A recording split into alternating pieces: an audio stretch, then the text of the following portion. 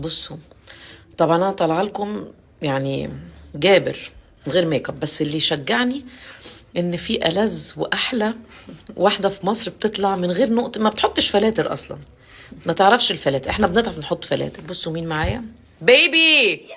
هابي نيو يير يا جماعه. اه 2024 بناكل بلح عشان نفتح تبقى السنه الجديده.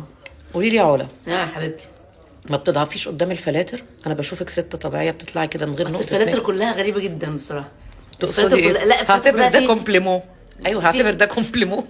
ايوه، لا يعني كل ما اشوف فلتر اقول ان انا يعني بحاول اشوف فلتر طبيعي يعني ما يبانش قوي، الاقي فيه بقى بس انتي رموش. ست طبيعيه ووشك سايباه طبيعي وشعرك. عامل ايه طيب؟ اروح انا فين؟ عمري ما شفتك عامله ليس. ما بتضربيش بيبي ليس لا زي؟ بضربه ساعات، بضربه في المناسبه بس بيبوظ، مش عايزه ابوظه عشان انا بحب الكيرلي.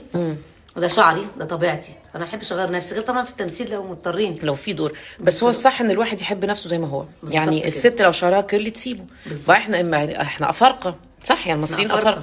فلما يبقى البنت عندها 5 سنين وتروح عند المكواجي اللي هو الكوافير ويدعك دماغها ودخنت كباب وكفته طالعه، مكوى رجل. ما تسيبي شعرها كيرلي زي علا. انا شعري ليس بضربه وش مكوى خلاص، بس انا ستريت.